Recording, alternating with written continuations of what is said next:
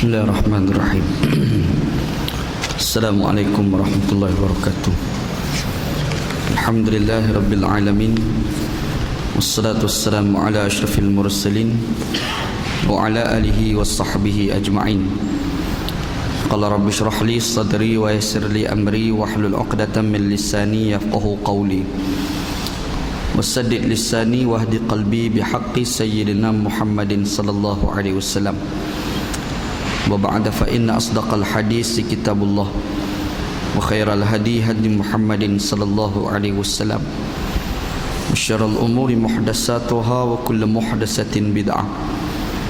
Allahumma 'allimna ma jahilna, ya Allah ya Tuhan kami, ajarkan kepada kami apa yang kami jahil. Wa dzakirna ma nasina, ingatkan balik kepada kami apa yang telah kami lupa. Allahumma faqihna fid din, ya Allah ya Tuhan kami, fahamkan kami agama. Wa 'allimna ta'wil, ajarkan kepada kami Al-Quran. Allahumma rzuqna ilman nafi'a, ya Allah ya Tuhan kami, rezekikan kepada kami ilmu yang memberi manfaat. Wa amalan salihan mutaqabbala, dan amalan yang salih dan amalan tersebut diterima. Wa rizqan halalan thayyibah, dan rezeki yang halal dan rezeki tersebut baik. An Abi Sa'id Al-Khudri radhiyallahu anhu anna Rasulullah sallallahu alaihi wasallam ru'iya ala jabhatihi wa ala arnabatihi atharu tinin min salatin sallaha bin nasi, rawahu Abu Daud. Dari Abu Sa'id Al-Khudri radhiyallahu anhu bahwasanya Rasulullah sallallahu alaihi wasallam kelihatan pada dahi baginda sallallahu alaihi wasallam, dan juga kelihatan pada hidung Nabi sallallahu alaihi wasallam kesan tanah ketika baginda sallallahu alaihi wasallam menunaikan salat di kalangan para sahabat. Sadaqa Rasulullah sallallahu alaihi wasallam, benarlah Rasulullah sallallahu alaihi wasallam. Hadis sahih riwayat Imam Abu Daud. Alhamdulillah, syukur pada Allah SWT. Pada pagi ini kita bertemu di masjid kita ni untuk kita kuliah subuh pada pagi ini. Mudah-mudahan kuliah subuh kita pada pagi ini diberkati oleh Allah Subhanahu taala, insya-Allah. Para hadirin sekalian, kita dapat berita, bukan beritalah, orang semua tahu. Semalam Tok Guna Aziz meninggal kan. Main dulu hari Khamis malam Jumaat. Ana dapat berita ni masa ana ada program dekat Shah Alam. Tapi 10 hari bulan ana kat Kelantan. 10 hari bulan anak kat Kelantan, anak berjumpa dengan salah seorang menantu Tok Guru. Dia pensyarah dekat Universiti Malaysia Kelantan. Jadi duk bertemu tu kita tanya khabar lah, Tok Guru apa khabar. Dia bagi tahu lah, dia kata doa bagi sihat lah. Dia kata gitu kan. Masa anda dapat berita hari Rabu yang kata Tok Guru Aziz masa sakit kononnya dah nazak tu kan. Ana ni bila dapat berita tu ana rasa tak meninggal lagi kot. Ana cakap lagu tu. Ada dia ingat sebab Nabi sallallahu alaihi wasallam ni ada sebut dalam satu hadis. Hadis riwayat Al-Imam At-Tirmizi. Nabi sallallahu alaihi wasallam kata, "Ma min muslim yamutu yaumal jum'ati aw lailatal jum'ati illa waqahu Allahu fitnatal qabri."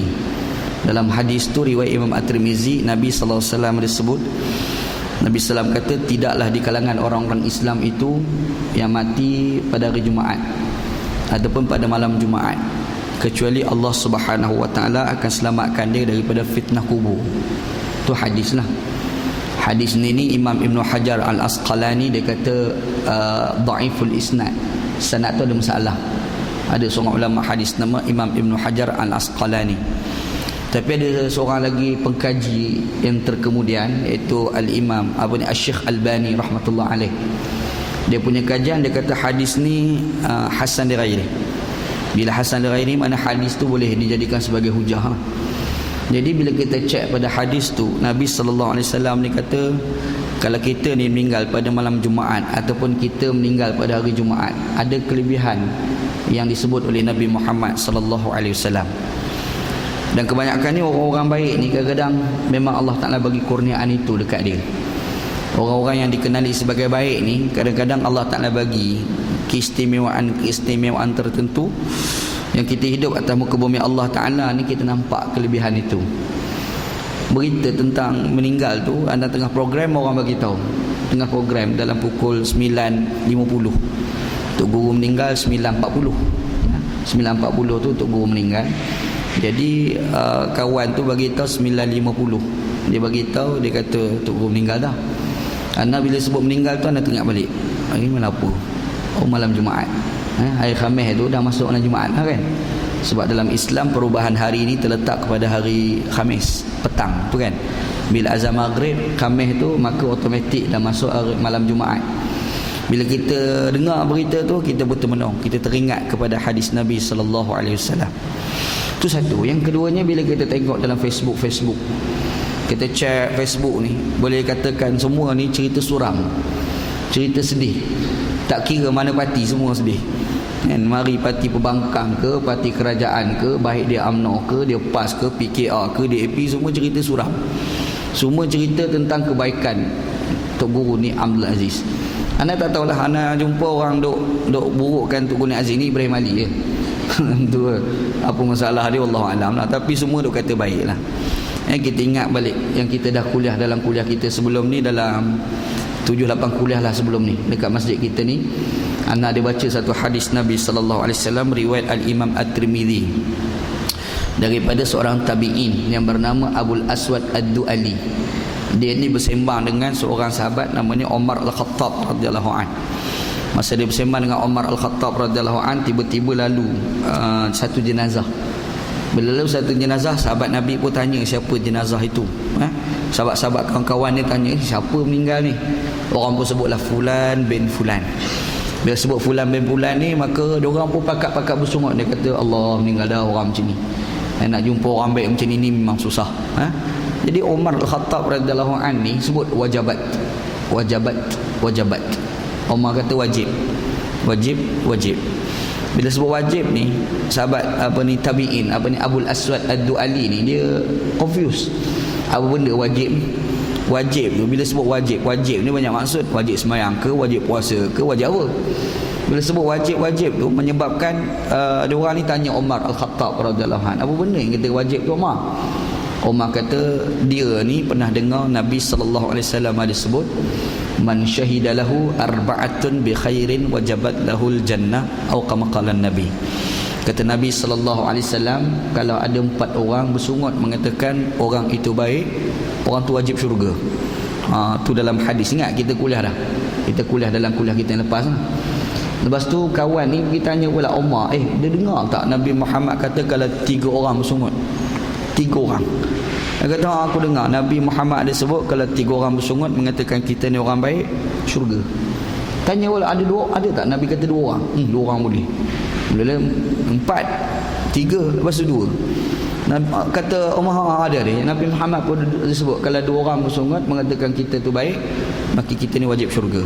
Dan Umar bila sebut, aku tak dengar pula Nabi Muhammad kata seorang. Kalau seorang tu bersungut, yang tu aku tak dengar pula. Itu hadis Nabi sallallahu alaihi wasallam. Kita pun sebut hadis itu dalam pengkajian ulama-ulama hadis adalah hadis yang sahih. Bila hadis yang sahih, maknanya boleh dijadikan sebagai hujah lah. Menandakan bahawasanya kita ni kalau orang baik, orang bersungut pada kita tentang kebaikan, ada memberi implikasi kita di dalam lubang kubur. Begitu. Quran sendiri pada sebut, wa kadzalika ja'alnakum ummatan wasata litakunu syuhada'a 'alan nas. Quran kan. Kita baca, begitulah kami jadikan kamu ni umat yang pertengahan, supaya kamu ni menjadi penyaksian di kalangan manusia. Manusia tu menyaksikan kebaikan kita. Kita ni kalau nak buat jahat macam mana pun jangan tunjuk ke orang. Contohlah, sebenarnya benda jahat tu jangan nak buat. Nombor 1, benda jahat jangan nak buat. Tapi kalau rasa ni kena buat benda jahat, pastikan benda jahat yang kita nak buat ni jangan depan orang ramai. Jangan sampai orang tahu kita ni orang jahat. Biar orang kenal kita ni sebagai orang baik. Sebab bila orang kenal kita ni orang baik, bila kita meninggal orang cerita kebaikan kita, yang tu ada implikasi kita di akhirat nanti. Tu cerita penting lah. Kita tengok cerita Turun Aziz ni, orang pakat puji nak kata wallahu alam lah. Allah Ta'ala lebih maha mengetahui kan. Tapi walau bagaimanapun, kalau segi sifat-sifat yang Allah Ta'ala, yang Nabi Muhammad dah bagi tu petanda-petanda yang disebut oleh Nabi SAW daripada hadis-hadis yang kita sebut ni, ada kebaikan kot Allah Ta'ala bagi kepada Tok Guru ni Abdul Aziz. Ana sendiri ni pernah berkhidmat dengan Tok Guru ni Aziz. Cumanya kita ni berkhidmat di belakang tabir, kita tak pernah ke depan. Jadi masa kita khidmat memang kita tahu banyak cerita-cerita menarik tentang Tok Guru ni Aziz. Tok Guru ni Aziz ni, anda pernah interview Tok Guru ni Aziz, interview isteri Tok Guru ni Aziz. Kalau tengok dekat pasaran tu ada satu buku, nama buku tu Bidadari dari Timur. Nama buku Bidadari dari Timur ni cerita pasal isteri Tok Guru ni Aziz dengan Tok Guru ni Aziz. Yang interview tu Ana interview buku tu. Interview nak jadikan buku tu, antara interview tu Ana tanya Datin Tuan Sabariah.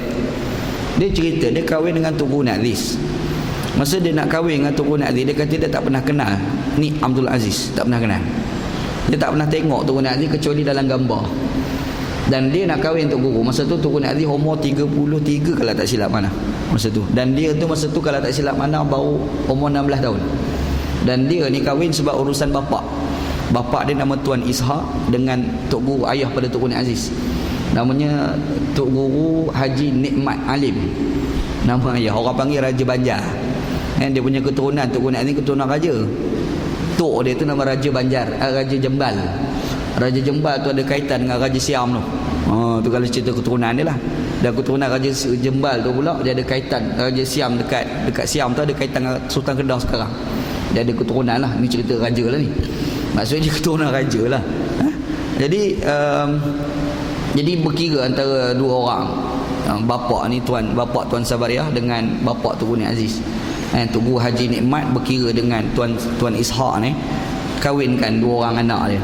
Dia kata dia tak pernah tengok Tok Guru Aziz kecuali melalui gambar. Dan gambar yang dia tengok tu, gambar masa Tok Guru Aziz tak tolak pergi mengaji di India. Kawan dia tolak pergi India umur tak sampai 20 tahun lagi. Ni Tok Guru Aziz ni sebelum pergi India tak sampai umur 20 tahun lagi. Dia nak kahwin dengan Tok Guru Aziz umur 30 lebih. Agak-agak rupa tu macam mana. Dia dah berubah lah orang, tapi dia kata tak apalah, menikah. Masa dia nak menikah tu, cerita dia, bapak dia Tuan Sabariah ni, bapak Tuan Sabariah nama Tuan Ishak. Tuan Ishak ni dia bagi pesanan, dia kata kalau kamu nak bagi laki kamu sayang pada kamu, jaga 3 perkara. Yang pertama, jaga makan minum dia. Yang kedua, jaga pakaian dia. Yang ketiga, jaga tempat tidur dia. Tuan Sabariah yang cerita dia jaga sungguh-sungguh. Dia punya jaga tu, ni pakaian Tok Guru Aziz ni nak pergi program mana-mana, dia tanya program kat mana ni. Dia kata program ni aja tahu dah pakai warna apa, dan nak pakai baju Melayu ke nak pakai jubah, automatik boleh tahu. Dia bukan tanya nak pakai jubah ke, nak pakai baju warna ni tak. Tanya program apa ni? Program ni okey, dia pun pergi gosok siap pakai. Tok Guru Aziz pun automatik.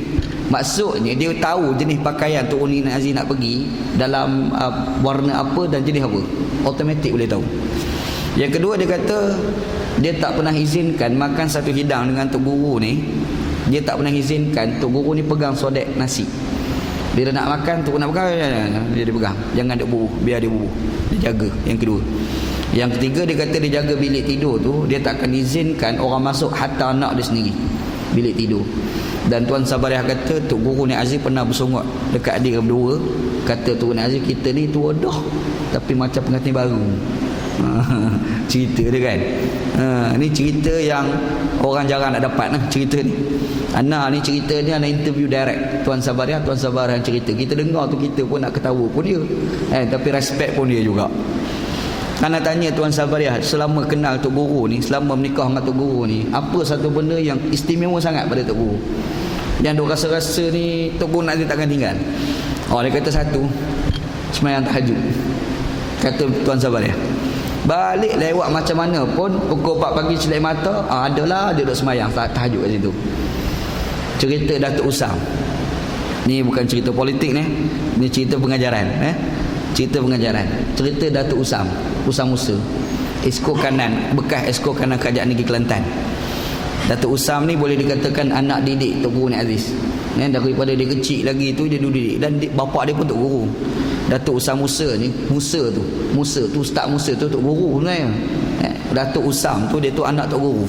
Orang dok terkenal Usam tu, orang tak kenal ayah dia. Ayah dia Tok Guru besar kat Kelantan tu. Dia ni dididik oleh Tok Guru Aziz dalam politik. pergi musafir, tidur dekat satu hotel. Tapi Tok Guru Naik Aziz ni malam tu lewat lah, ada program banyak, tidur dekat hotel. Tok Guru Naik Aziz ni dia tak tidur atas katil, dia tidur kat kita ketika semayang. Dia semayang sunat, lepas tu dia tidur. Jadi Usam kata, apa tidur dekat situ, tidur atas katil. Dia kata tak boleh, takut tak bangun tahajud. Tok Guru Naik Aziz kan, kalau kita rembat atas katil tu subuh, alah tak apalah, tu kita lah tu kan. Yang ni satu karakter lah yang sukar nak cari dalam dunia Islam ni. Namanya Tok Guru ni Abdul Aziz. Meninggal lah. Kita pun mudah-mudahan lah Allah Ta'ala bagi kebaikan, mudah-mudahan. Kita pun doa Allah maghfir lahu warhamhu wa'afihi wa'afu anhu. Dan ada pesan satu lah, tak payahlah raja-raja nak buat tahlil arwah untuk dia. Memang dia pesan tak, jangan buat. Tok Guru Naik Aziz dah pesan, dia pesan kalau dia dah meninggal jangan buat tahlil arwah untuk dia. Dia dah pesan. Jadi kita ni yang duk sayang dia tak tahu pasal ni, tak apa, sayang tu cantik, tak ada masalah apa pun. Tapi terlebih sayang sampai kita buat benda yang dia tak suruh, tak payahlah. Kan? Adalah satu geng mana tahu pergi angkat banner dekat Bucu Pulau Melaka tu, dia letak tahlil arwah 7 hari 7 malam dekat rumah Tok Guru. Siapa dia buat tak tahu. Sebab Tok Guru kat sini memang dia tak suka orang buat tahlil untuk dia. Dia zaman dia muda tu, dia sendiri ceramah, dia kata jangan nak buat. Dia sendiri ceramah jangan nak buat. Tuan Aziz. Jadi dia pun pesan lah jangan nak ubat. Anak dia Ustaz ni Amduh bagi tahu, dia kata jangan nak ubat dah. Kalau ada siapa nak buat tu tak payah buat. Sebab memang dia pesan jangan nak buat tahlil arwah untuk dia. Kalau tahlil arwah pun tak payah, tak ada kaitan lah 7 hari 14 hari lagi, tak ada lah. Kalau ada ubat tu pandai-pandai kita. Itu pandai-pandai kita. Begitu insya-Allah. Baik. Mukadimah kuliah pagi ni insya-Allah. Okey, hari ni kita sambung kuliah kita. Dalam kuliah kita yang lepas, kita ada baca satu hadis Nabi sallallahu alaihi wasallam. Hadis yang kita baca hari itu adalah hadis daripada seorang sahabat yang bernama Abu Hurairah radhiyallahu anhu. Cerita hadisnya, dia kata Rasulullah sallallahu alaihi wasallam ni ada bagi tahu. Nabi Muhammad kata, "Idza ji'tum ila salati wa nahnu sujudun fasjudu wa la ta'udduha syai'an wa man adraka ar-rak'ata faqad adraka as-salata." Nabi SAW kata, apabila kamu ni pergi semayang jemaah, pergi solat jemaah, wa nahnu sujudun, ketika itu kami ni, maknanya Pak Imam dengan makmum tu pakat-pakat dah sujud dah. Ni kita mari semayang jemaah. Bila kita datang semayang jemaah, kita tengok habis pakat-pakat sujud sebagai contoh lah kan. Jadi bila nahnu sujudun, kami semua sujud, kata Nabi fasjudu. Angkat takbir, lepas tu turun sujud. Nabi suruh sujud Nabi tak suruh kita ni qiyam baca Fatihah pergi kerja Pak Imam, tak payah. Maksudnya Allahu Akbar, kita terus sujud bersama dengan Pak Imam. Wala ta'udduha syai'an. Tapi bila kita sujud, apakah rakaat itu kita dapat? Nabi Muhammad kata tak dapat. Nabi Muhammad kata la ta'udduha syai'an, maka kamu tidak akan hitung yang perbuatan kamu itu sesuatu pun, bermaksud kamu tak dapat rakaat. Kenapa? Sebab Nabi Muhammad kata wa man adraka rak'ata faqad adraka as-salah. Sebab yang dikatakan dapat rakaat dan makanya dapat solat itu adalah apabila dia dapat tamak-ninah di dalam rokok bersama dengan Pak Imam. Bila kita semayang dengan Pak Imam, kita rokok tu kita dapat tamak-ninah sekali itu kan. Bila kita dapat tamak-ninah sekali dengan Pak Imam itu, barulah dikatakan sebagai orang dapat rakaat. Yang ni yang kita bincang itu di bawah tajuk masbuk. Bila kita solat jemaah, kita datang masjid sebagai contoh, kita ni angkat takbir, kita tengok Pak Imam tu rokok, kita pun rokok, dan kita dapat tamak-ninah rokok bersama dengan Pak Imam, maka barulah kita dapat dikira sebagai dapat rakaat. Dia masbuk ni berlaku pada kita rakaat pertama kita, bukan rakaat pertama Pak Imam. Rakaat pertama kita, rakaat kedua kita, rakaat ketiga, keempat dah tak ada dah cerita masbuk. Dia kembali kepada hukum muafiq balik. Maksudnya kita datang, rakaat kita masuk, ketika itu Pak Imam rakaat yang kedua ataupun rakaat yang ketiga, kita akan takbir Allahu Akbar, Pak Imam rokok, kita pun rokok. Kita rokok, kita tak baca Fatihah, kita tetap dapat rakaat sebab kita dapat tamak-ninah rokok bersama dengan Pak Imam. Tapi bila kita mari rakaat yang kedua, rakaat kedua dah tak ada cerita dapat tamak-ninah rokok Pak Imam, tak ada dah. Sebab bila kita mari, kita rakaat kita yang kedua, rakaat kita yang ketiga, kita kembali pada hukum orang yang muafiq. Bermaksud bila Pak Imam tu bangkit, rakaat yang seterusnya kita pun bangkit, dan ketika itu kita dah duduk dalam rakaat yang kedua lah kira-kiranya kan.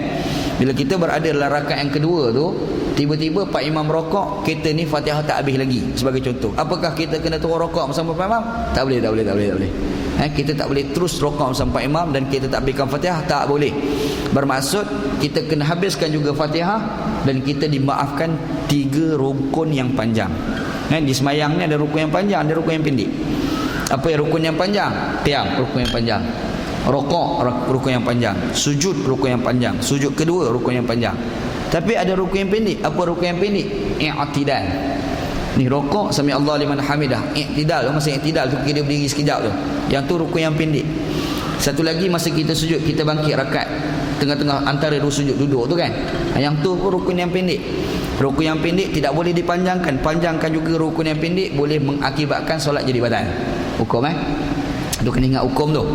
Jadi kita ni dah duduk rakaat kedua dah bersama Pak Imam. Kita rakaat kedua, bukan Pak Imam tu. Pak Imam tu mungkin rakaat ketiga, keempat, kelima dah kan. Yang kita ni berada pada rakaat yang kedua. Bila kita rakaat yang kedua, kita ikut Pak Imam, tiba-tiba kita ni lambat sebab bacaan kita lambat mungkin. Mungkin kerana bacaan kita tak lambat, okey dah. Pak Imam tu cepat sangat. Ada juga lagu tu.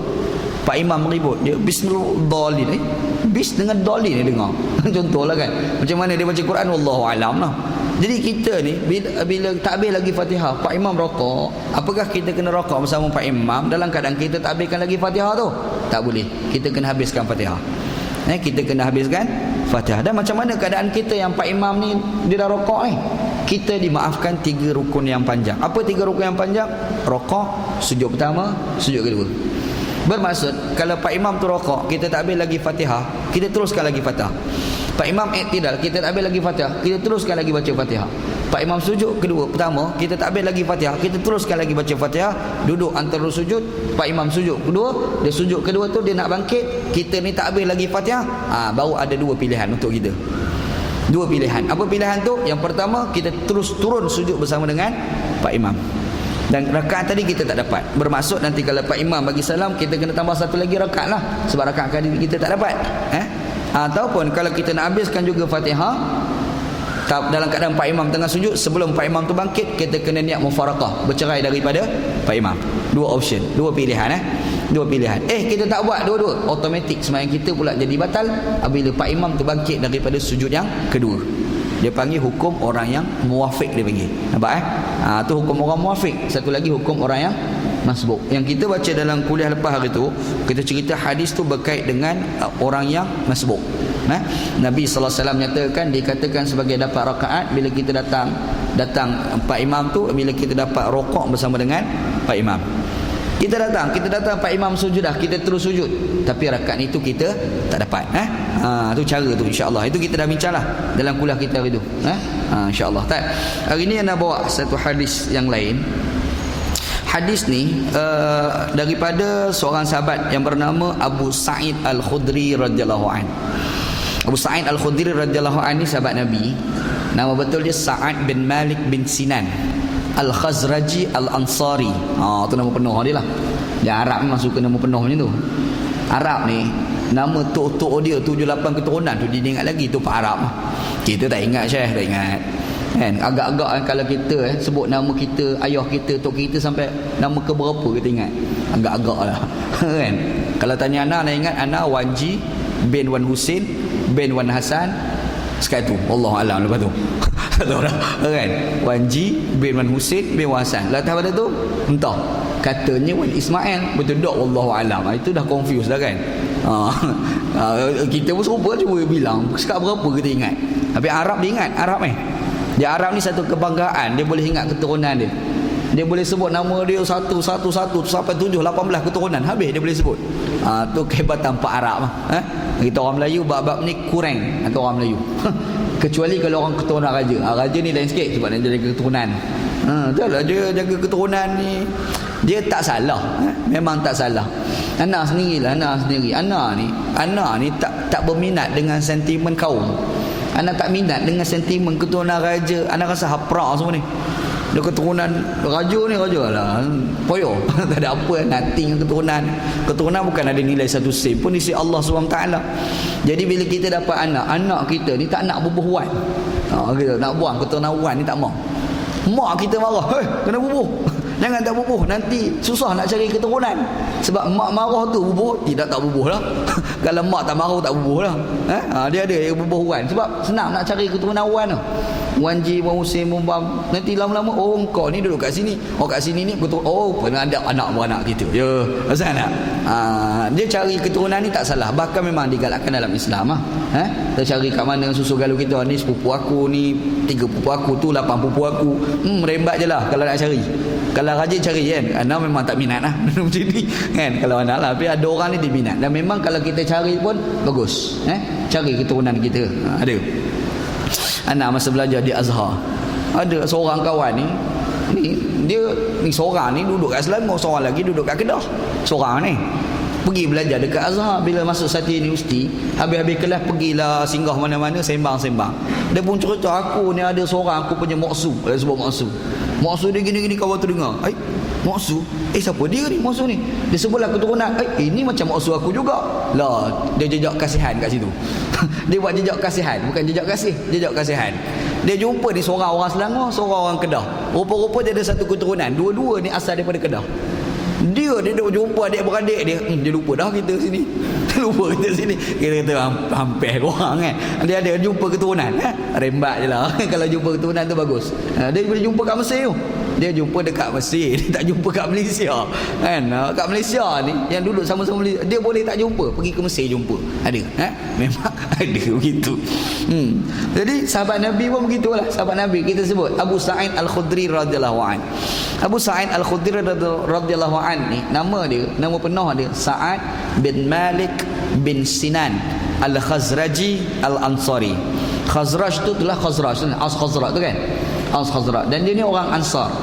Dan dia ni boleh dikatakan sahabat Nabi yang memeluk Islam semasa belum baligh. Sebelum belum baligh lagi dia dah masuk Islam. Ni Abu Sa'id Al-Khudri radhiyallahu an. Bapa dia nama Malik bin Sinan. Bapa dia mati dalam peperangan Uhud.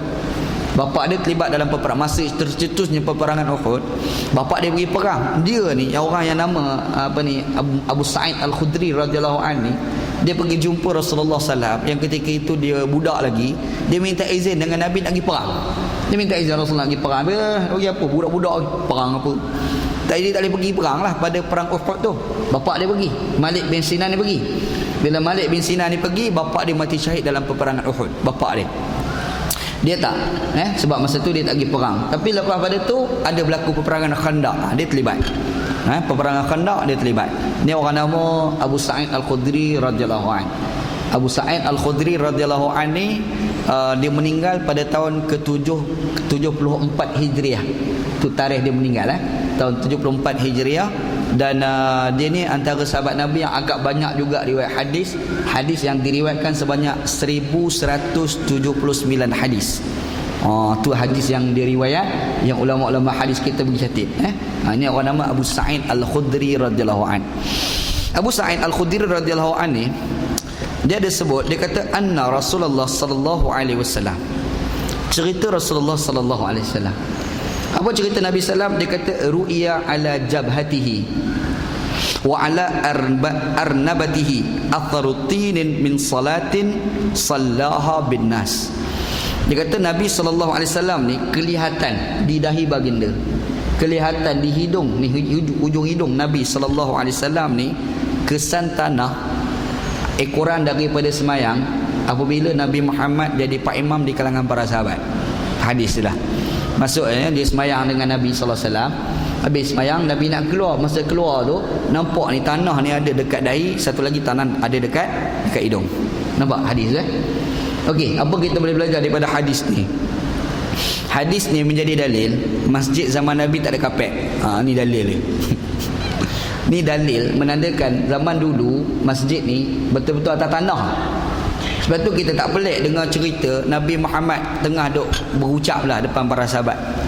Duk berucap-berucap, tiba-tiba datang seorang badui. Mak badui mana tahu datang, duk layan dengan kuliah Nabi sallallahu alaihi wasallam. Dia dengar kuliah Nabi, tiba-tiba dia rasa nak terkencing, dia pergi dekat bucu masjid, dia rembat kat situ. Boleh seorang badui. Kacau betul badui ni. Dalam masjid jadi hal macam. Dia pergi kencing kat bucu masjid. Masa dia kencing kat bucu masjid tu, sahabat Nabi tengok, engkau biar betul masjid ni. Jadi sahabat Nabi bangkit nak pergi jemput lah Mamat tu. Pergi jemput, mereka kata dah biar biar dia kencing sampai selesai. Bila hampir selesai tu, Nabi Muhammad SAW pun tanya para sahabat, minta para sahabat mari dalwan minal ma', ambil satu baldi air.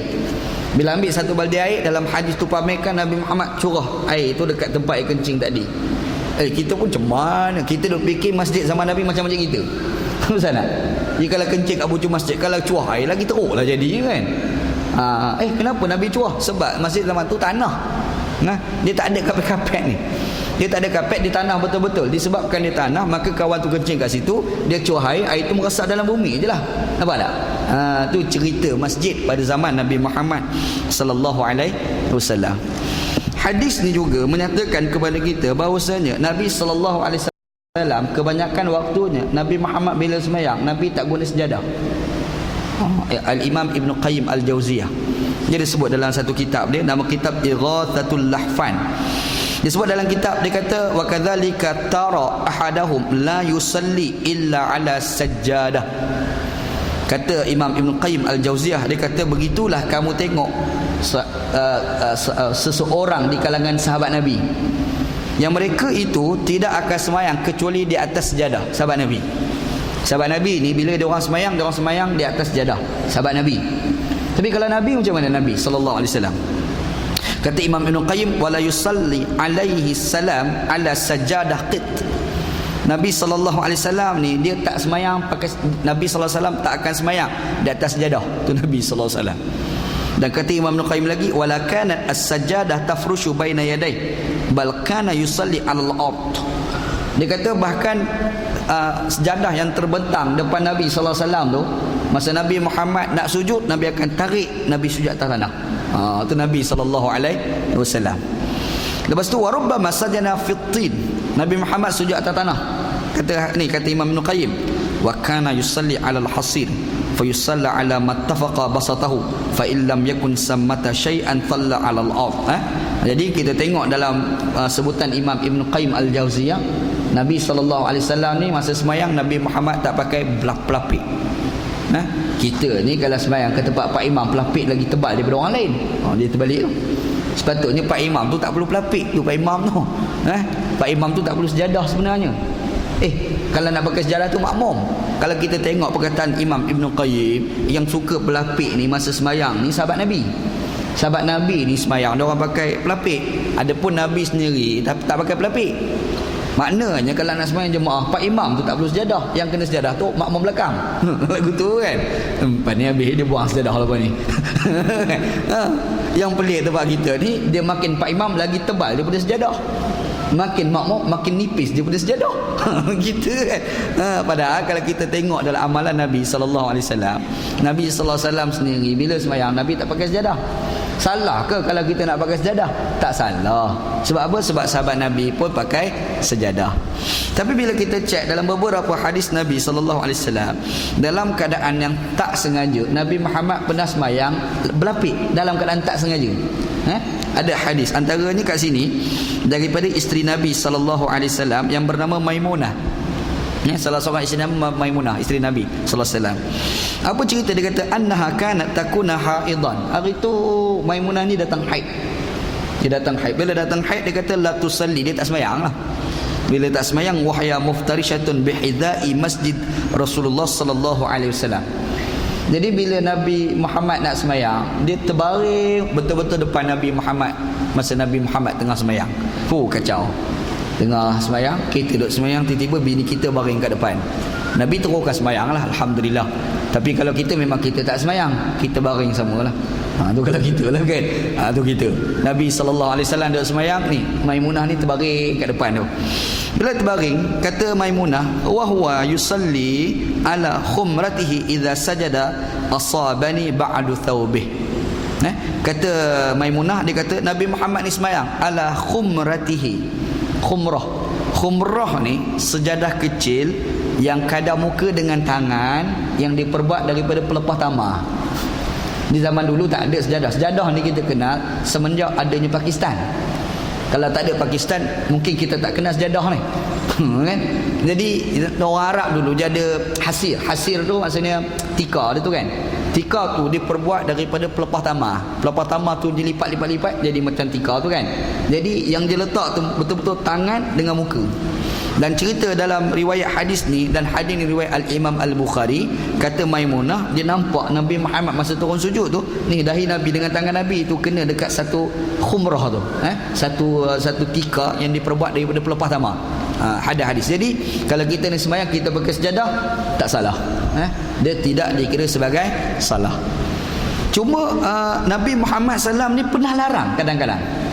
Dan Nabi Muhammad larang ni apabila sejadah itu boleh mendatangkan gangguan semasa kita sembahyang. Ada satu hadis Nabi sallallahu alaihi wasallam daripada Aisyah radhiyallahu anha. Apa cerita dia? Dia kata annan Nabi sallallahu alaihi wasallam shalla fi khamisatin laha a'lam. Cerita Aisyah, dia kata Nabi sallallahu alaihi wasallam ni dia sembahyang. Masa Nabi Muhammad sembahyang pada khamisah. Ni pelapik tu. Tikar tu lah. Tikar tu dia kata laha a'lam, dia ada beberapa garisan-garisan. Bila ada garisan tu, fa nazara ila a'lamiha nazratan. Habis sembahyang Nabi pun tengok sejadah tu kan, tengok bekas garis banyak. Bila tengok tu qala idhabu bi khamisati hadhihi ila Abi Jahmin.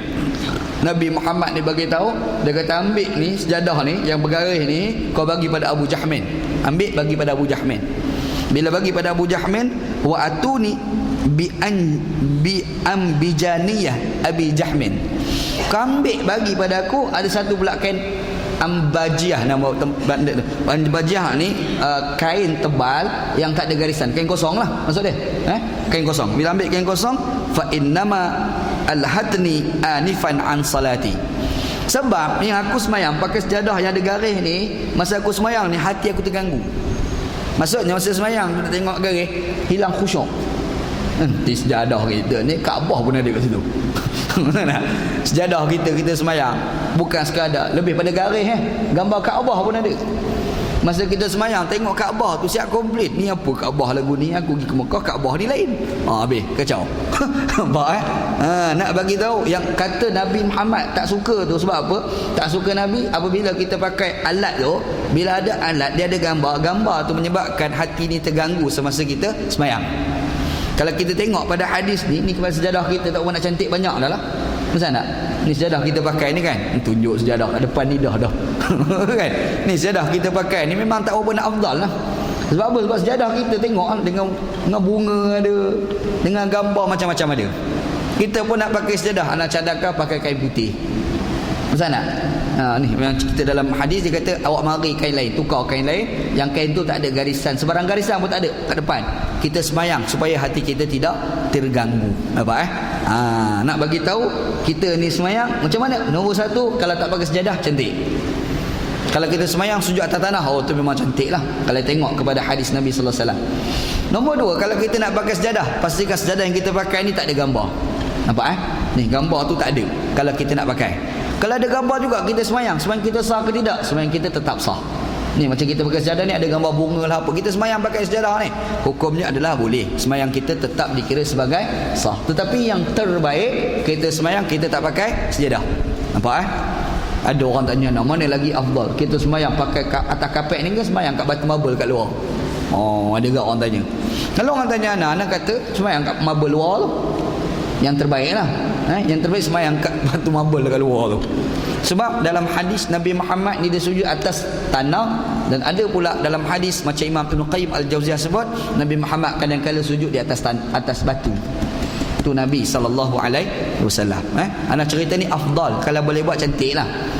Lepas ni jangan pergi buang kapet masjid pula. Mari minggu depan ni mana kapet habis, ustaz kata tak afdal, kami buang. Kacau lah aku tu kan. Yang ada tu cantik lah, biarlah nak pakai tu kan. Begitu cara dia insya-Allah. Baik. Satu. Yang kedua, hadis ni juga kita boleh belajar bahawasanya Nabi SAW ni semayang pakai kasut. Semayang Nabi ni semayang pakai kasut tau. Anda mari kat sini satu hadis riwayat Al-Imam Al-Bukhari daripada seorang sahabat yang bernama Anas bin Malik radhiyallahu anhu. Jadi adalah seorang lelaki nama Abu Maslamah Sa'id bin Yazid Al-Azdi. Dia ni pergi jumpa dengan Anas bin Malik radhiyallahu an. Sa'altu Anas bin Malik akana an-nabiy sallallahu alaihi wasallam yusalli fi na'lai. Nabi ni masa semayang Nabi pakai kasut tak? Tanya soalan. Nabi ni masa semayang Nabi pakai kasut tak? Duduk kaki Nabi sallallahu alaihi wasallam. Kata Anas bin Malik, qala na'am. Maksudnya Nabi Muhammad ni semayang pakai kasut. Nampak? Kita pergi ke arena. Arena tu penuh. Yang kita dah lewat ni, nak semayang kat dalam tu tengok orang nak semayang dalam tu pula tak cerdik. Contohlah, bukti tak cerdik, habis semayang dia pergi tahlil arwah pula kat dalam tu. Oh, ini tak cerdik. Arena R tu kita nak berhenti semayang. Maghrib kan ramai orang berhenti. Dah habis semayang, Assalamualaikum, keluar bagi orang lain pula. Orang duk beratur kat luar ni, dia pergi tahlil arwah kat dalam tu. La ilaha illallah, la ilaha illallah. La ilallah tu kalau 3 kali dah lagi 100 kali. Oh, lagi kacau. Yang kita di luar kat luar ni macam mana nak buat ni? Semayang kat luar. Semayang kat luar. Macam mana semayang? Pakai kasut. Jangan apa boleh lah semayang selamba pakai kasut. Habis-habis orang mengumpat lah seminggu tu. Kan? Ni hari ni dah dengar hadis ni. Oh, tak boleh. Hadis sahih riwayat Al-Imam Al-Bukhari. Anas bin Malik radhiyallahu anhu sendiri bagi tahu yang Nabi sallallahu alaihi wasallam ni semayang pakai kasut. Lepas ni kalau semayang pakai kasut tak salah lah. Tapi kena ingatlah, kalau kapet ni jangan pakai kasut pula. Dia pakai kasut bagus, pakai kasut berum-beram pijak atas masjid. Apa pasal ni? Ustaz Wanji cakap semalam, sunah. Kepala otak dia berjambul. Kotorlah kapet tu. Yang cerita ni kalau yang kita semayang dekat luar tu lah. Yang kita semayang kalau kita pijak ni orang tak marah, tak timbul masalah kotor tak kotor tu kan. Kalau kita ni semayang pakai kasut boleh. Dan memang benda tu dibuat oleh Nabi Muhammad sallallahu alaihi wasallam. Gitu. Kita nak amal sunnah ni pun kena pandai. Nak amal sunnah tu kadang-kadang faktor cerdik ni penting. Dia tak cerdik pun jadi masalah juga. Dia ada masa nak belajar Pakistan, dia nak ikut sunnah tapi tak cerdik. Ni masjid kapet ni dia selam berak pakai kasut naik. Brom. Kita tengok ke dia gitu, oi, kau pahal pakai kasut. Dia pergi baca hadis Nabi sallallahu alaihi wasallam. Apa hadis dia baca? Dia kata khaliful yahuda wan nasara. Nabi sallallahu alaihi wasallam ni pesan, kamu mesti tak serupa dengan orang Yahudi dan juga orang Nasrani. Kata Pakistan ni. Kenapa? Fa innahum la yusalluna fi ni'alihim wala khifafihim. Kerana orang Yahudi dan orang Nasrani ni masa dia orang semayang, mereka ni tak pakai kasut, dia orang tak pakai khuf. Jadi kita semayang kena pakai kasut, kena pakai khuf. Ni semayang macam ni, dia pun naik atas kapet pakai kasut. Memang tak cerdik. Ini satu lagi tak cerdik. Akhir sekali kapet tu jadi kotor. Kita nak sebut ni zaman Nabi Muhammad, masjid ni betul-betul tanah. Jadi tak hairan Nabi dan para sahabat masa dia orang semayang, dia orang pakai kasut di atas masjid. Nampak Kalau kita cek dalam hadis yang lain pun riwayat Al-Imam Al-Bukhari daripada seorang sahabat nama Abdullah bin Umar radhiyallahu anhu, anak Umar Al-Khattab radhiyallahu anhu. Anjing ni zaman Nabi Muhammad ni beleka kat luar masjid. Zaman Nabi sallallahu alaihi wasallam. Kadang-kadang ada sahabat Nabi ni dia pakai kasut, dia terpijak air kecing anjing, dia pijak tai anjing. Ada hadis lah di sahih ni. Bila pijak sahabat Nabi nak naik atas masjid, dia orang ni dia tak buka kasut tau, dan dia tak basuh kasut tu.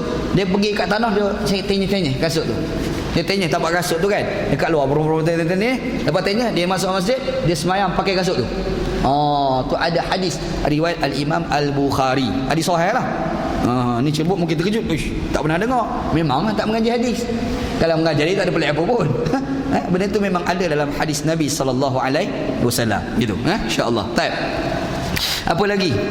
Dalam hadis ni juga kita boleh pelajari juga bahawasanya di sinilah menjadi dalil masa kita semayang ni tidak ada sapu muka. Sapu muka tu kan? Tak ada. Nak bagi tahu. Tak tangan atas kepala, tak ada. Memang tak ada. Kalau ada orang kata ada hadis memang ada. Tapi hadis ni sama ada palsu ataupun dhaif jidan. Ada seorang ustaz, dia tulis satu buku lah, tak sebutlah nama buku tu. Ustaz ni pun popular kat Malaysia ni. Dia tulis satu buku, dia cerita pasal beberapa perkara-perkara yang orang duk kata benda tu tak ada, tapi dia kata ada. Ustaz ni dia tulis buku, dia pun quote lah beberapa hadis Nabi sallallahu alaihi wasallam dalam kitab, dalam buku dia. Ada seorang kawan anak ni, kawan-kawan Facebook ni pergi ambil gambar perap.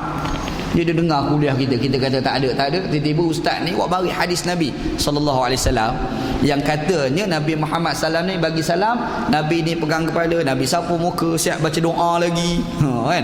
Ada. Jadi dia ambil gambar, dia pergi WhatsApp kat kita lah. WhatsApp kita pun tengok. Oh kacau, dia bubuh hadis ni. Dia bubuh hadis tapi dia tak bubuh sanad hadis tu. Dia tak bagi sebut ni status hadis tu lagu mana. Hadis tu apa dia? Hadis tu kana idza qada salatahu masaha jabhatahu bi yadihi al-yumna thumma qala asyhadu an la ilaha illallah ar-rahman ar-rahim Allahumma azhab anni al-hamma wal huzna. Kita ni kan ada amal kan. Dalam hadis ni sebut, dia kata apabila Nabi SAW ni selesai semayang, masha jabahatahu, Nabi sapu muka dia. Sapu muka tu pula biadihi al-yumna, dengan tangan yang kanan. Sapu muka macam ni lah, macam kita dah buat lah.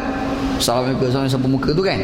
Bukan sekadar buat sapu muka, qala, siap baca doa lagi. Apa doa dia? Asyhadu an la ilaha illallah ar-rahman ar-rahim. Tiada Tuhan melainkan Allah, Tuhan pemurah, Tuhan penyayang. Allahumma, wahai Tuhanku, azhab anni al-hamma wal adha al-huzna. Ya Allah Tuhanku, tolong hilangkan daripada aku ini kesedihan dan juga kerungsingan. Anak nak bagi tahu hadis ni adalah hadis palsu. Hadis ni adalah hadis palsu. Sebab apa? Sebab ada seorang perawi hadis ni namanya Salam Al-Madaini. Perawi hadis ni, bila kita cek apa berlaku pada Mamat ni kadzab, pembohong besar. Orang bohong, dia buat keluar cerita. Harilah hadis ni. Kita ni pula tengok, wow, ada hadis. Boh dalam kitab kan. Tak semak elok-elok. Memang ada hadis. Kita tak nafikan memang ada hadis, tapi hadis palsu. Bila hadis palsu tidak boleh jadikan sebagai hujah, tak boleh. Jadi kita semayang, kita sapu muka, yang tu tak ada lah. Amalan yang dikatakan sapu muka selesai bagi salam, tak ada. Siap baca doa, tak ada. Kita dah buat jadi haram ke tidak? Yang tu tajuk lain. Nak jadi haram tu tajuk lain. Haram kalau kita pergi sapu, kita kata yang ni amalan Rasulullah, yang tu haram. Sebab apa jadi haram? Sebab kita dusta terhadap Nabi Muhammad sallallahu alaihi wasallam. Nabi Muhammad tak muat, kita kata Nabi buat, yang tu dusta. Dan Nabi Muhammad sebut dalam hadis, kata Nabi, man kadzdzaba alayya muta'ammidan falyatabawwa maq'adahu minan nar. Nabi kata barang siapa melakukan satu perkara, barang siapa yang mendustai aku sengaja. Nabi ni tak cakap pun, kita kata Nabi cakap. Nabi tak buat pun, kita kata Nabi buat. Dengan sengaja dia buat dusta tu, kata Nabi sallam, falyatabawwa maq'adahu minan nar. Dia telah menempas satu tempat dalam neraka Allah Subhanahu wa taala. Jadi kalau kita sapu muka, kita jangan duk kata ini amalan Rasulullah, jangan. Tapi sapu muka tu sebab apa? Saya sapu muka ni sebab kalau saya tak sapu muka, saya rasa macam tak sembahyang. Contoh. Dia ada ni orang dia sapu muka, lega banyak hari ni. Dia kalau tak sapu tu rasa macam kurang hari ni. Dia kena sapu juga kan. Jadi dia sapu tu bukan kerana amalan Rasulullah. Dia sapu tu sebab sekadar nak syok dalam hati je. Yang tu tak apa. Nampak Bermaksud dia tidak menganggap itu perbuatan sembahyang. Kalau dia menganggap itu perbuatan sembahyang, yang tu salah. Faham Jadi ada kawan kita dia sapu muka bagi salam, tak apa, nak buat jangan nak marah ke dia. Contohlah mari sembahyang jemaah ni ada assalamualaikum, Mamat tu sapu muka. Jangan, Ustaz Wanji kata dah bid'ah. Janganlah gitu. Jangan nak kata bid'ah memang bid'ah, tapi bid'ah yang haram tu bila kita menganggap itu perbuatan sembahyang. Tapi kalau kita kata tak, ini bukan perbuatan saja-saja je, ya memang bid'ah, tapi bukan bid'ah yang haram. Sebab kita tidak niatkan itu perbuatan sembahyang, dan kita tak kata itu yang dibuat oleh Nabi Muhammad sallallahu alaihi wasallam. Tu cerita hadis ni. Hadis yang kita baca ni adalah hadis sahih riwayat Imam Abu Daud. Hadis begitu. Wallahu a'lam. Akan datang insya-Allah kita akan bincang satu hadis. Hadis akan datang mungkin lagi menarik. Cerita Aisyah radhiyallahu anha, dia masuk dalam rumah ketika tu Nabi Muhammad tengah semayang. Nabi berjalan pergi kat pintu, Nabi buka pintu. Tengah semayang boleh berjalan. Yang tu insya-Allah kuliah kita akan datang. Itu lagi best punya cerita. Wallahu a'lam.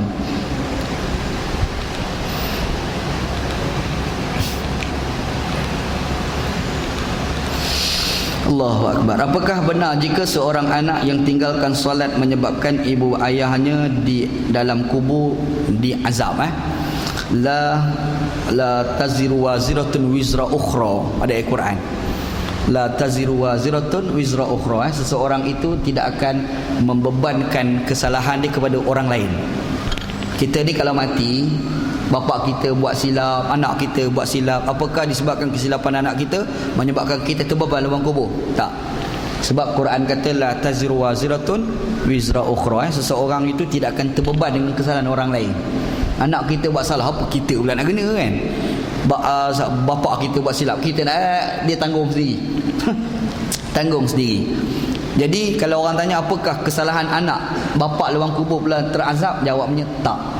Tak, dia tak berlaku. Tetapi kalau dikira sebagai dosa dalam beberapa sudut ada, iaitu kalau anak kita melakukan maksiat, kita tak tegur.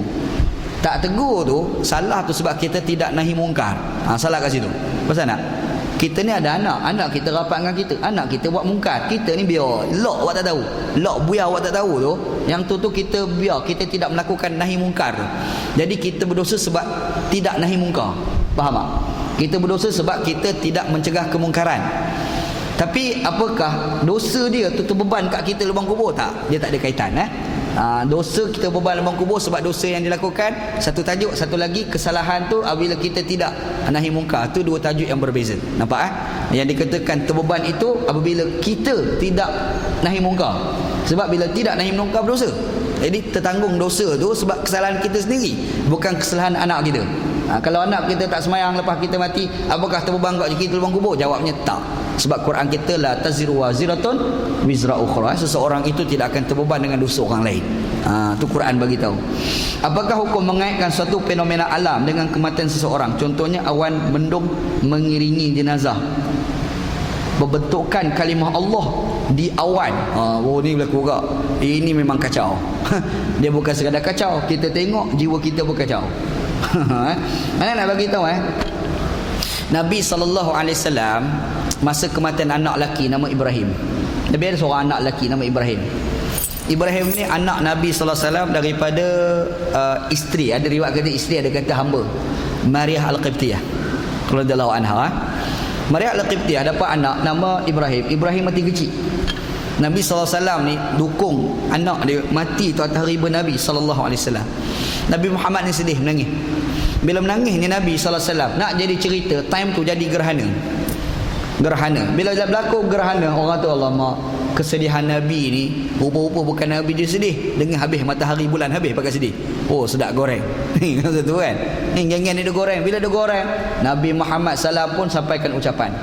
Nabi pun sebut, dia kata langit bintang dan bumi, matahari bulan semua ni ayatani min ayatir rahman, tanda-tanda kebesaran Allah Subhanahu wa taala. Dia tidak ada kaitan dengan kesedihan seseorang, tak ada kaitan. Jadi adalah Tok Guru Nek Azim meninggal tu satu part, kita sedih lah cerita Tok Nek Azim meninggal tu. Tapi pergi kait ada kalimah Allah dekat langit tu mendung, yang ni kacau, yang ni jiwa kacau. Jangan duk kata lagu tu lah. Jangan duk kata lagu tu, insya-Allah. Ada anda tengok dalam Facebook tu berlambak ada komen macam tu kan, apa jadi tak pandai semua ni. Jangan ada ubat apa ni, insya-Allah. Apakah hukum minum air bukan arak tapi dihasilkan oleh kilang arak? Rare. Kasbek tu dia bukan sekadar buat keluar kasbek arak tu, dia buat keluar pula satu jenis air, tajuk dia kasbek, dan air tu adalah air Coca-Cola contoh. Contohlah kan, air tu bukan air haram, elemen haram tak ada dalam air tu, tapi dia tulis kasbek. Contohlah kan, air tu sendiri tu halal ke haram? Air tu hukumnya adalah halal sebab air tu bukan arak. Tetapi kalau nak jadi haram pun bakal melahirkan fitnah. Situ haram. Faham tak? Haram ni bukan zat air tu haram. Kita minum air tu apakah macam minum arak tak? Kita bukan minum arak sebab air tu bukan arak. Tapi kita minum air tu kat botol tu tulis kasbah tu menyebabkan bakal melahirkan fitnah. Haram tu sebab kita tak mengelak daripada berlaku fitnah. Itu jadi haram. Macam sekarang ni alhamdulillah mamak-mamak dekat Malaysia ni dah agak faham. Mamak dulu-dulu tak orang nak faham. Kita pergi kedai mamak, kita minta teh tarik tu, teh tarik ke kopi, dia mari gelas kasbek tu dia. Ingat dulu kan? Dulu main kasbek kita, kau biar betul. Ni kalau minum teh tarik boleh ni. Yang minum tu pula ustaz, orang bagi ambil gambar. Prap, ustaz minum kasbek. Kacau ah. Kacau tak? Kacau Syekh. Kacau Mengelak daripada fitnah pun adalah wajib. Jadi adalah mak-mak geng kasbek ni buat keluarlah sejenis air, dan air ni dia bukan arak. Air ni bukan arak. Kita minum air tu halal ke haram? Air tu tetap halal. Sebab haram tu air tu bukan arak. Kalau arak baru haram. Kita minum dia tak haram, tetapi melahirkan fitnah itulah hukumnya adalah haram. Faham ni beringat sikit insya-Allah.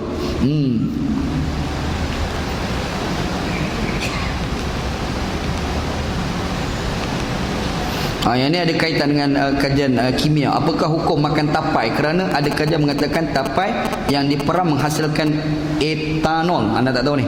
Dan etanol adalah kategori alkohol. Benda etanol. Ini tanya orang kimia kan. Okey, tapai tapai ni ada alkohol ataupun tidak? Sebenarnya arak tak semesti ada alkohol. Kadang-kadang ada benda yang ada alkohol, dia bukan arak. Antaranya minyak wangi. Betul tak? Minyak wangi itu ada alkohol. Tapi apakah minyak wangi yang ada pada alkohol itu adalah arak? Tak semestinya.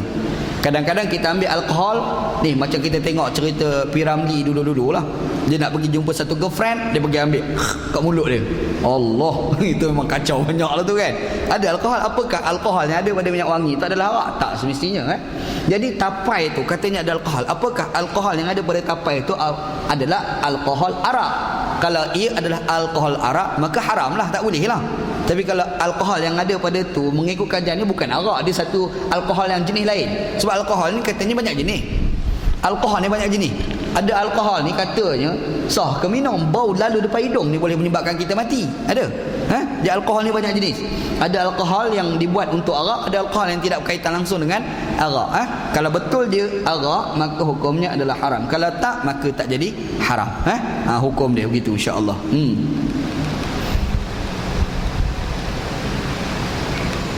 Apa hukum minum air ketum? Ini lagi kacau. Apa hukum minum air ketum? Ni apa soalan lebih kurang Apa hukum minum air ketum? Wallahu alam. Mana tak tahu air ketum tu datang apa. Tapi kalau kita minum boleh menyebabkan khayal, hilang akal, hukum minum tu adalah haram. Asal dia senang dia, memabukkan. Tu tajuk dia. Kalau memabukkan haram. Air ketum minum memabukkan haram. Memabukkan tu macam mana? Kalau orang tu minum arak, dia rasa hilang akal, macam hayung tak hayung, mabuk macam mabuk tu, orang mabuk je kan. Lepas tu dia pergi try minum air ketum, oi rasa lebih kurang. Maka contoh lah kan. Hukumnya adalah haram. Ada pula satu lagi, kadang-kadang dia tak ada elemen mabuk minuman tu, tapi bila diminum dia boleh merosakkan kesihatan. Sebagai contoh, dia haram kerana faktor darurat pula. Nampak haram kerana faktor darurat. Jadi air ketum ni apa hukum? Wallahu a'lam. Tapi Ana masa masuk lokap waktu tu, cerita masuk lokap pula. Masa Ana masuk lokap waktu tu, memang ramai orang kena tangkap sebab minum air ketum. Memang ramai. Ana masuk lokap adalah seorang mamat ni. Mamat ni kenal Ana. Mamat ni dia duduk sini, duduk pajaras ni. Duduk satu lokap dengan Ana. Itu A tu. Ana ni masuk. Ni hamba Allah ni tengok Ana, dia tengok Ustaz Wanji kan. Ana kata, ada orang kenal aku dalam lokap ni. Ana terkejut. Kan, ada orang kenal aku. Itu saja kata, salah orang kot. Tak, betul, confirm. Ini muka Ustaz Wanji. Baju pun selalu dia pakai. Baju ni nak pakai. Baju ni Ustaz Wanji ni. Oh, abang kenal Ana? Ana tanya. Bapa tak kenal lah. Selalu dengar khutbah kat Masjid Bandar Baru. Macam mana mamak ni? Ana tanya duduk kat mana? Pajaran ni. Dekat lah. Oh, ya ke? Dia tanya Ustaz, salah apa? Ana kata, Ana ni atas Sultan. Atas kritik Sultan. Nakal, kritik Sultan. Itu kena tu. Takkan Sultan tak boleh kena kritik? Ni hamba Allah ni. Ana kata, yalah, takkan tak tahu Malaysia ke ni? Yalah Ustaz. Dia kata Ustaz ni tak patut masuk lokap. Kata mamak ni. Anda apa yalah. Anda tanya ni abang ni salah apa? Minum air ketum. Air ketum. Bila minum air ketum, anda kata memang elok duduk kat dalam. Kata dia. Kan? Jadi memang ada kesalahan dekat Malaysia. Dekat Malaysia ni dikira sebagai salah minum air ketum. Jadi kalau yang minum air ketum tu cover lain lah sikit. Nampak ke kerajaan orang mampu kena tangkap. Memang ada kena tangkap. Sebab anda tanya bukan sikit tu ramai. Air ketum yang Hindu tu, Hindu lagi berat lah. Dia apa? Dadah terus remat syabu. Isap syabu. Tu yang Hindu tu lah. Ada gitu masa dalam lokap gitu. Jadi kalau anda tanya Ana apa hukum minum air ketum, Ana tak kerti nak jawab lah secara fakta. Sebab apakah dia boleh memberi implikasi pada kesihatan ataupun tidak, itu kena tanya doktor kan. Apakah dia memabukkan ataupun tidak, itu kena tanya pakar kimia, dia orang lebih tahu. Tapi kalau kita sebut ada memabukkan, ada elemen merosakkan, hukumnya adalah haram. Itu asal dia hukum gitu. Hari tu kawan kita ada tanya pasal hadis pasal sujud tilawah. Anda sebut ni, anda baca sini hadis Hadis ni banyak perawi. Antara yang meriwayatkan hadis ni adalah Imam Abu Daud dan juga Al-Imam At-Tirmizi Apa hadis ni? Ada daripada Aisyah radhiyallahu anha, qalat kana Rasulullah sallallahu alaihi wasallam yaqulu fi sujudil Qur'ani bil-lail. Dalam hadis ini sebut, dia kata Rasulullah sallallahu alaihi wasallam berkata semasa Nabi sallallahu alaihi wasallam sujud Al-Quran di waktu malam. Sujud baca Quran lah, sujud tilawah lah kita panggil. Baca Quran sampai ayat tertentu, ayat yang ada tanda-tanda sujud tu kan. Nabi Muhammad kata sujud Quran bilail yaqulu fi sajdati miraran. Nabi masa sujud, Nabi ada baca ayat masa Nabi sujud, sujud tilawah tu. Yang orang bila kita sebut sujud sejadah tu lah. Ingat Nabi Ustaz, bukan sujud sejadah. Sebutan sujud sejadah tu salah. Sebutan yang betul lah sujud tilawah. Itu yang betul. Sujud sejadah tu orang Melayu. Kalau pergi sebut ke Arab, sujud sejadah Arab Temenung. Ni apa sujud patu sejadah tak masuk lain. Kena sebut sujud tilawah. Jadi Nabi Muhammad ni masa sujud tilawah yang orang Melayu kita sebut sujud sejadah tu, Nabi Muhammad dia baca satu ayat ni Nabi baca miraran, berulang-ulang. Apa bacaan tu? Sajada wajhiya lilladzi khalaqahu wa syaqqa sam'ahu wa basarahu bihaulihi wa quwwatihi. Bisa dengar kan bacaan ni kan? Kadang-kadang separuh-separuh masjid surau dia tampal pula kat dinding. Bisa tak?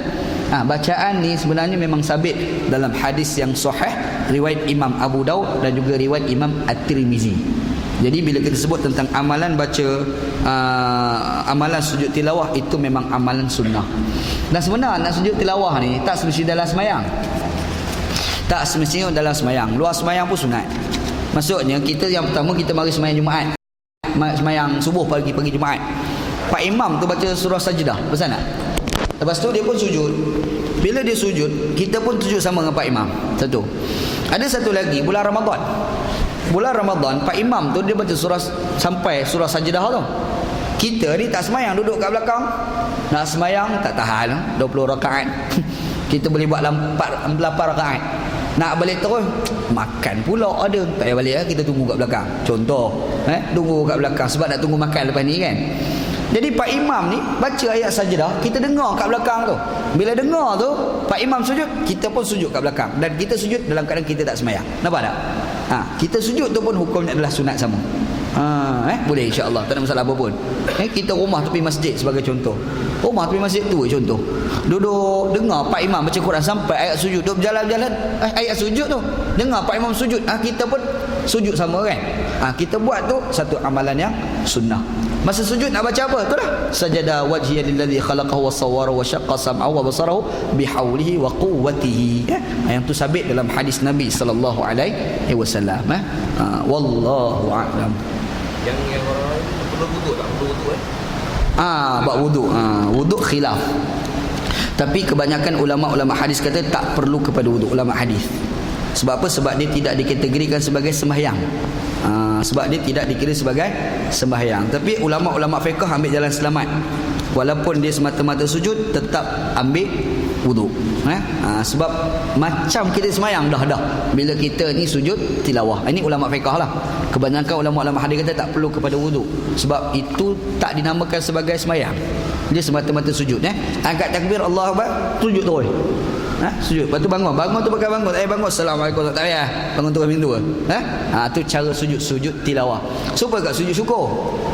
Sujud syukur ni kita bersyukur dengan satu nikmat yang Allah Ta'ala bagi pada kita. Sebagai contohlah kan, selalulah anak-anak muda kita yang agak-agak Islamik sikit, belajar dulu duduk dengan persatuan-persatuan Islam, jadi ustaz-ustaz duk pergi tarbiyah diorang pernah dengar, jadi nak tiru amalan Islam. Lepas akad nikah, dia pun pakai sujud dekat belakang diorang tu kan. Bagus, sujud syukur orang bagi. Semayang 2 rakaat, semayang sunat pengantin, yang tu tak ada. Yang tu tak ada. Ada orang ubat tau. Habis dia sah nikah siap tu, dia pun semayang 2 orang tu. Kita tanya semayang apa Syekh? Semayang sunat al-arus, semayang pengantin. Tak ada. Itu tak ada. Itu memang tak ada. Yang tu tak ada. Tapi kalau sujud syukur, itu memang ada. Nampak buatlah sekali boleh. Wallahu a'lam. Ada siapa nak tanya soalan lain? Ada? Tak ada?